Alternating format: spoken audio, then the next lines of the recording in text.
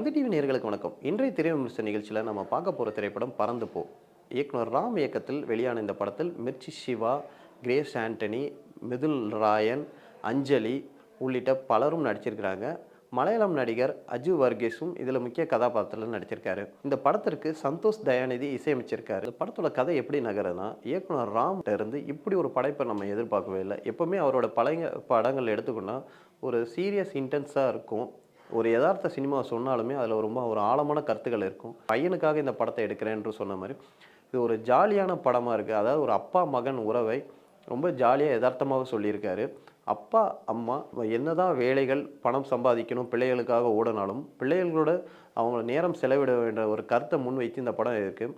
அதாவது மெயினாக மிர்ச்சி சிவாவை வச்சு இயக்குனர் ராம் எப்படி படம் பண்ண போகிறார். ஏன்னா அவருக்கு ஒரு ட்ராக் இருக்குது, ஒரு மாதிரி ஜாலியாக ஒரு ஜானர் இருக்குது. இப்படி இருக்கும்போது இந்த கதாபாத்திரத்தில் அவர் செட் ஆவாரா என்பதை குறித்து ஒரு கொஸ்டின் மார்க் இருந்துச்சு. ஆனால் நல்லாவே மிர்ச்சி சிவா இந்த படத்தில் வந்து நடிச்சிருக்காருன்னே சொல்லலாம். அதே போல் கிரேஸ் ஆண்டனி அவர் ஒய்ஃபாக வரவங்க, அஜு வர்கீஸ், அஞ்சலி இவங்களும் அவங்களுக்கு கொடுக்கப்பட்ட கதாபாத்திரங்களை பக்காவாகவே செஞ்சுருக்காங்க. ஏன்னா இது வந்து இயக்குனர் ராமோட ஸ்கூல் என்னன்னால அந்த ஆக்டிங்க்கு நம்ம குறைய சொல்ல முடியாது. அந்தளவுக்கு ஒரு ஆர்டிஸ்ட்டாக இருந்து அவங்களுக்கு என்ன தேவையோன்றதை அவர் வந்து வாங்கிடுவார். ஏன்னா அவர்களுடைய முந்தைய படங்கள் தங்க மீன்களாக இருக்கட்டும் சரி, கற்றது தமிழாக இருக்கட்டும் சரி, இப்படி அவருடைய முந்தைய படங்கள் அதுக்கு உதாரணமாகவே சொல்லலாம்.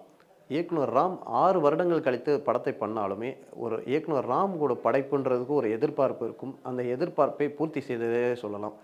பல்வேறு வெளிநாடுகளில் இந்த படம் திரையிடப்பட்டு விழாக்களில் பாராட்டு பெற்றது. இப்போது தமிழ் ஆடியன்ஸ்க்கும் கனெக்ட் ஆகிற மாதிரியே இந்த படம் அமைஞ்சிருக்குன்னே சொல்லலாம். மீண்டும் ஒரு திரை விமர்சன நிகழ்ச்சியை உங்களை சந்திக்கும் வரை உங்களிருந்து விடைபெறுவது உங்கள் ராஜா.